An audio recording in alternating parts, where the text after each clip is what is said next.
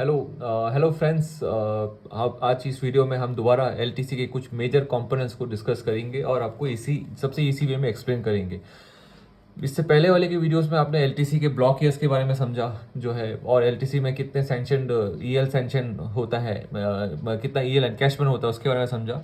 इस वीडियो में एक बहुत ही इंपॉर्टेंट, बहुत ही कंफ्यूजिंग और बहुत ही इंपॉर्टेंट एस्पेक्ट्स को हम समझेंगे। वो है कि एलटीसी की टिकट बुक करने के लिए हमें कौन से ऑथराइज ट्रैवल एजेंट्स हमारे लिए है जिनसे हमें टिकट बुक करना है, जिसके बिना हम अगर हम टिकट बुक करते हैं किसी और एजेंसी के थ्रू तो वो जो है टिकट मान्य नहीं होगा। Ticket will not be reimburse, it will not be honoured, यानी कि वो टिकट को हम टिकट के अगेंस्ट हमें कभी भी रीइंबर्समेंट नहीं मिलेगा। गवर्नमेंट एम्प्लॉयज़ को एलटीसी के लिए एक 3 ऑथराइज ट्रैवल एजेंट्स है जो मैं बताऊंगा आगे, जिसके थ्रू आपको टिकट्स बुक करनी है। अब ऑथराइज ट्रैवल एजेंट्स के थ्रू टिकट बुक करनी है तो आपको आपकी एम्प्लॉय लॉगिन का ध्यान रखना है। Employ login is a very important aspect. आपकी एम्प्लॉय लॉगिन के थ्रू आपको जाके टिकट बुक करना है। उसके लिए आपको क्या चाहिए, क्या है वो बताऊंगा। स्लॉट्स क्या है वो आपको बताऊंगा। एलटीसी में आगे रोड ट्रैवल हो सकता है अंडर एलटीसी और नहीं, या नहीं हो सकता है। Air travel for non entitled employees क्या होता है वो आपको बताऊंगा। एयर ट्रैवल की तरह जो नॉन एंटाइटल्ड एम्प्लॉयज़ है, यानी जिसको एयर ट्रैवल में जाने के लिए अलाउड नहीं है, एंटाइटलमेंट नहीं है, क्या वो एयर ट्रैवल कर सकते हैं। ये 3 एस्पेक्ट्स के बारे में मैं आपको बताऊंगा। तो स्टार्ट करते हैं फ्रेंड्स। वो 3 ऑथराइज एजेंट्स कौन है? 3 ऑथराइज जो ट्रैवल एजेंट्स जो हैं कौन है?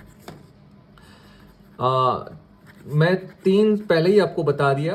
Actually authorize travel agents total number 3 हैं। ये 3 ही ट्रैवल एजेंट्स हैं जिसके थ्रू आप बुक कर सकते हैं। पहला है IRCTC, आप इंडियन रेलवे का जो कैटरिंग एंड टूरिज्म कॉर्पोरेशन है, जो जिसका वेबसाइट आप सब जानते हैं, जो कि IRCTC का www.irctc.co.in।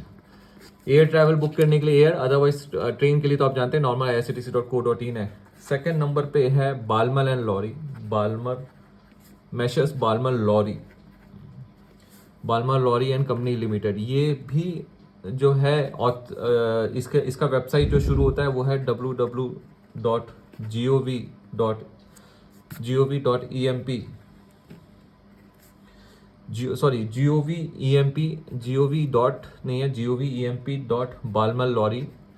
Balmer lorry travel company. ये इसलिए आपको बताना जरूरी क्योंकि जब आप बालमर लॉरी आप गूगल में सर्च करेंगे तो दिखेगा बालमर लॉरी के नाम से जो है वो, लेकिन वो नहीं है। आपको गवर्नमेंट एम्प्लॉय का एक के नाम से लॉगिन करके जाके करना है। तो इसलिए गवर्नमेंट emp.balmerlorrytravel app.com जो .com आएगा उसके थ्रू आपको बुक करना है। तीसरा है measures Ashok travels and tours. इसका वेबसाइट है www.attitdc.in। ये तीनों के तीनों गवर्नमेंट पब्लिक सेक्टर अंडरटेकिंग है, यानी कि गवर्नमेंट अंडरटेकिंग है।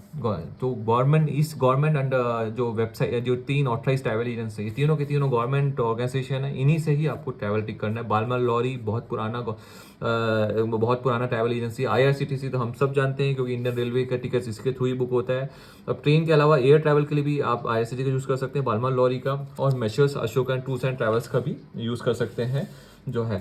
तो ये तो आपको समझ में आ गया कि ये तीन ही एजेंसी। अब इसके अलावा अगर आप बोलेंगे कि मुझे सस्ता टिकट मिल रहा है मेक माई ट्रिप से, क्लियर ट्रिप से, ईस्ट माई ट्रिप से, या दूसरे प्राइवेट एजेंसी जो ट्रैवल एजेंसी फॉर्म्स है, जो वेबसाइट्स हैं उसमें मिल रहा है, तो या फिर डायरेक्ट एयरलाइन से मिल रहा है सस्ता टिकट, लेकिन आपको कितना भी चीप टिकट मिल जाए वहाँ से, आपको उसके थ्रू बुकिंग नहीं करना है क्योंकि वो बिल्कुल ऑनर नहीं होगा, वो रीइंबर्समेंट नहीं होगा, आपके पैसे फंस जाएंगे और आप कितना भी अपने ऑफिस में मांगे वो आपको नहीं मिलेगा। इन 3 के ही थ्रू मिलेगा आपको टिकट बुक करना है।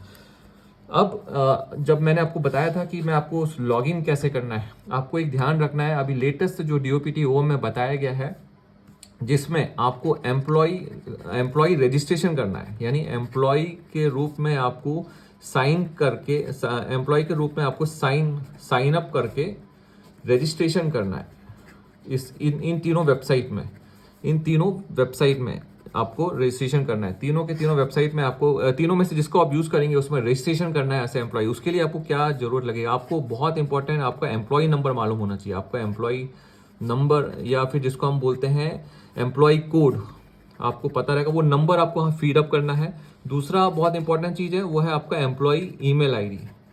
एम्प्लॉय ईमेल आईडी आपको एम्प्लॉय ईमेल आईडी के थ्रू आपको जो है वहाँ पे रजिस्टर्ड करना है। Employ code, employ email ID, आपके एम्प्लॉयर्स नेम, आपका ऑर्गेनाइजेशन गवर्नमेंट ऑर्गेनाइजेशन आपका नाम वो सब तो लगता ही है, लेकिन एम्प्लॉय नंबर एंड कोड सबको याद नहीं रहता है, रखते नहीं है, तो आपको रखना पड़ेगा। आपकी जो ऑफिस की ऑफिशियल ईमेल आईडी आप बनाएगा, अगर नहीं बनाया तो ऑफिशियल ईमेल आईडी बहुत इंपॉर्टेंट है इनमें आपको एयर ट्रैवल बुक करने के लिए जो है अंडर LTC जो है बिल्कुल ये बहुत ही इंपॉर्टेंट चीज़ आपको ध्यान रखना है। जब आप लॉगिन करेंगे तो आएगा दोस्तों स्लॉट्स जो है ये क्या है, स्लॉट्स हर 3-3 घंटे का स्लॉट है, यानी कि 12 से 3, 3 से 6 बजे, 6 से 9 एंड 9 से 12। ये इन स्लॉट्स में आपको मतलब इस समय मान लो दिल्ली से आपका हेडक्वार्टर दिल्ली है, दिल्ली से आपको जाना है मान लो नागपुर या बॉम्बे जाना है, तो अगर दिल्ली से नागपुर में सुबह 12 से 3 के बीच में अगर 2 या 3 फ्लाइट है तो उसमें जो आपका चीपेस्ट है उसको आपको लेना है। तो इस स्लॉट्स के अंदर में 3 से 6 मान लो दोपहर को 3 से 2 से शाम 6 के बीच में फ्लाइट, अगर 3 फ्लाइट है 4 फ्लाइट है तो आपको उसमें सबसे चीपेस्ट फेयर उस स्लॉट्स में जो है उसको बुक करना है। तो स्लॉट मतलब वो आपको लेफ्ट तरफ दिख जाएगा, आपको वो टाइमिंग 3 से 6 के बीच में, आपको राइट तरफ वो फ्लाइट्स पूरी दिखेंगी, उनकी टाइमिंग अगर एक ही इस 3-3 घंटे में अगर 3-4 फ्लाइट है तो उसमें चीपेस्ट रहेगा। वैसे अभी DOPT की तरफ से इन तीनों ट्रैवल एजेंसी को ये इंस्ट्रक्शन दिया गया है कि आप अपने जो अपने वेबसाइट में जब कोई एम्प्लॉय आईडी नंबर डाल के जब सर्च करता है, एम्प्लॉय कोड डाल के जब साइन इन करके आपका जो है रजिस्टर करता है, तो उन्हें चीपेस्ट ही बताना है या चीपेस्ट से 10% ऊपर तक का फ्लाइट बताना है करके ये किया। लेकिन अगर आपको दिख रहा है कि वो ऐसा नहीं दिख रहा है तो आपके लिए सेफ यह रहेगा कि आप उसका स्क्रीनशॉट रख लें जब फ्लाइट बुक करने से पहले। जब आप मान लो रायपुर टू मुंबई आप दिल्ली टू मुंबई का आप जब डालते हैं उसमें, तो उसमें जो उसमें आपका जो स्क्रीनशॉट रख लीजिएगा, तो वो स्क्रीनशॉट आपको हेल्प करेगा कि आपकी इसी बेसिस में आपका LTC का जो एप्लीकेशन फॉर्म फिलअप किया है और बुकिंग के भी समय भी आप स्क्रीनशॉट एक सेफर साइड रहते हुए रख लीजिएगा, ताकि बहुत क्लियर रहे कि आपको उस स्लॉट में सबसे चीपेस्ट फेयर उस समय ये अवेलेबल था जो आपने बुक किया है। तो ये बहुत इंपॉर्टेंट है। 3 ट्रैवल एजेंसी ये आपको ना केवल खुद के LTC में अगर कोई गवर्नमेंट एस्पिरेंट है जो गवर्नमेंट जॉब्स के लिए प्रिपरेशन कर रहा है तो उनको भी ये कुछ क्वेश्चन पूछ सकते हैं। गवर्नमेंट इंटरव्यू के लिए कोई प्रिपेयर कर रहा है तो उसके लिए ये पूछा जा सकता है। तो ये बहुत ही ईजी है, बहुत सिंपल वे में मैं आपको ये समझा रहा हूँ। अब मैं आपको अगला जो टॉपिक है जिसमें मैं आता हूँ, स्लॉट्स हो गया, ये हो गया। अब अगला है कि अगर मतलब किसको LTC के अंदर एयर ट्रैवल अलाउड है, कितने पे लेवल तक को। तो दोस्तों पे लेवल जिसका 9 to आगे 13 या 14 या आगे 15, ये मतलब 9 एंड अबव, जो पे लेवल 9 एंड अबव है उनको एयर ट्रैवल के लिए एंटाइटल है अंडर LTC, ये ध्यान रखिएगा जो है। अब जो एंटाइटल नहीं है यानी कि पे लेवल 1 to 9, 1 to 8 तक जो नॉन एंटाइटल ऑफिसर है, क्या उनको एयर ट्रैवल मिलेगा? तो उनको एयर ट्रैवल मिलेगा उन 3 जगह के लिए जो आपको मैंने अब कल मेरे पहले वाली वीडियो में होम टाउन कन्वर्शन के लिए जो बताया था, जो जगह है जैसे जम्मू एंड कश्मीर, लद्दाख, दूसरा है अंडमान एंड निकोबार आइलैंड्स, तीसरा है नॉर्थ ईस्ट स्टेट्स में कहीं भी जाने के लिए इन जगह जाने के लिए उनको एयर ट्रैवल अलाउड रहेगा। लेकिन वो सेम IRCTC, बालमल लॉरी, EC और अशोका टूर्स एंड ट्रैवल से ही बुक करना है।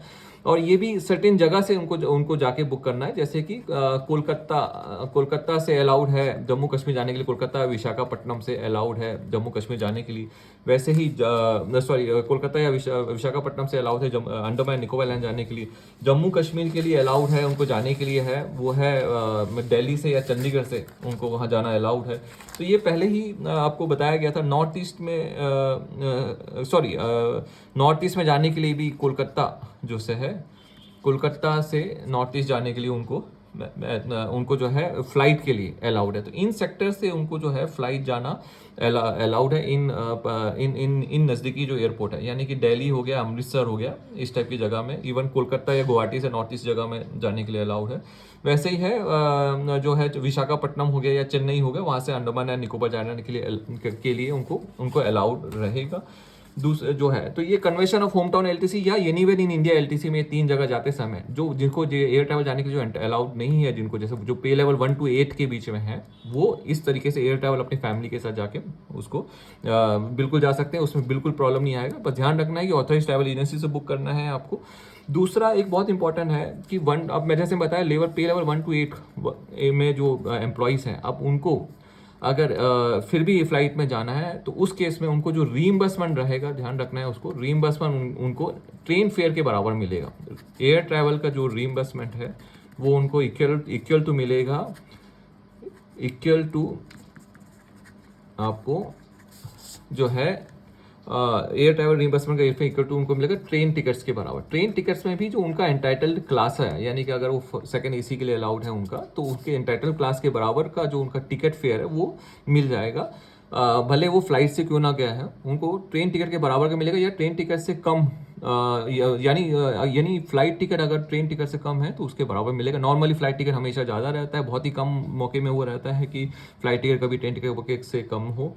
तो आपको ध्यान रखना है सिंपल वर्ड्स में कि एयर ट्रैवल का जो रिइंबर्समेंट ऐसे एम्प्लॉय जो एंटाइटल नहीं है को ट्रेन टिकट्स के बराबर मिलेगा। उस केस में वो लोग प्राइवेट ट्रैवल एजेंसी से भी बुक कर सकते हैं। जो मैं ऊपर 3 जो बोला, IRCTC, Balmer Lawrie, Ashoka tours and travel से बुक करने की जरूरत नहीं है। वो कोई भी private make my trip, clear trip, किसी भी एजेंसी से बुक किया जा सकते हैं। तो ये कुछ सिंपल और बहुत ही बोलते हैं ना कि एक इम्पॉर्टेंट इशू है जो मैंने आपको LTC के अंदर में समझाया, इसे ध्यान रखिएगा। कुछ डाउट हो तो प्लीज़ कमेंट्स में हमको बताइएगा। एक लास्ट टिप है, रोड ट्रिप में रोड ट्रैवल कर सकते हैं क्या? रोड ट्रैवल जो है नॉर्मली जिस प्लेस में गवर्नमेंट मोड ऑफ ट्रैवल नहीं है, गवर्नमेंट मोड ऑफ ट्रैवल क्या है दोस्तों?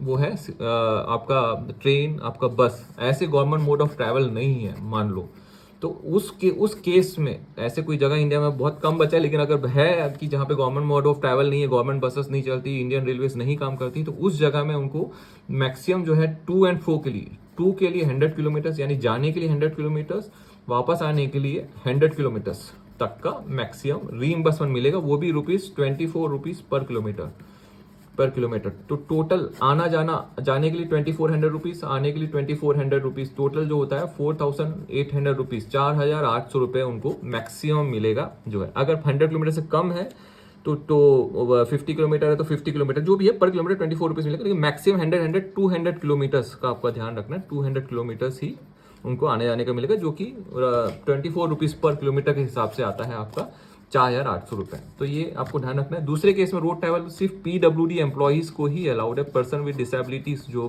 एम्प्लॉयज़ हैं उनको रोड ट्रैवल अलाउड है, irrespective of government mode of travel है कि नहीं है। मतलब उनको अपने हेडक्वार्टर से home town, headquarter anywhere India, अपने ओन व्हीकल या फिर टैक्सी से अलाउड है, जिसका रीइंबर्समेंट अगेन 24 रुपीज़ पर किलोमीटर के केस में रहेगा। तो ये आपको ध्यान रखना है। ना केवल एम्प्लॉय, अगर एम्प्लॉय का कोई डिपेंडेंट फैमिली मेंबर है उस केस में भी वो ओन व्हीकल में जा सकते हैं। डिपेंडेंट फैमिली मेंबर जो PWD मेंबर हैं तो उस केस में ओन व्हीकल का उनका अलाउड है। तो ये कुछ जो है सिंपल सी, लेकिन एक कुछ काफ़ी LTC में काफ़ी डाउट होता है लोगों को, जो आपको मैं बहुत इसी तरीके से जो है क्लियर कर रहा हूँ। ये चीज़ें आपको इंटरव्यू में या रिटन टेस्ट में भी पूछा जा सकता है, तो आपको ये सिंपल चीज़ें बहुत ध्यान रखना है। मैं दोबारा लेकिन 3 ऑथराइज ट्रैवल एजेंसी के बारे में बोला जो बहुत इंपॉर्टेंट है। एम्प्लॉय कोड, एम्प्लॉय लॉगिन सही होगा जो है, आपको ध्यान रखना है। जो नॉन एंटाइटल है वो जा सकते हैं Jammu Kashmir, Ladakh, Andaman Nicobar, north east, conversion करा सकते हैं, या आपको कन्वर्शन के अलावा एनीवेयर इंडिया में इन 3 जगह के लिए अलाउड है। ट्रैवल का आपको ध्यान कभी मैंने आपको जो है बता दिया है। ये वीडियो मैं आज इस नोट में मैं ख़त्म करता हूँ, और जो आशा करता हूँ कि आपको ये वीडियो पसंद आएगी। प्लीज़ इस वीडियो को लाइक कीजिएगा, सब्सक्राइब कीजिएगा, ताकि मुझे एक मोटिवेशन और मिले अगला वीडियो बनाने के लिए। थैंक यू सो मच जो है।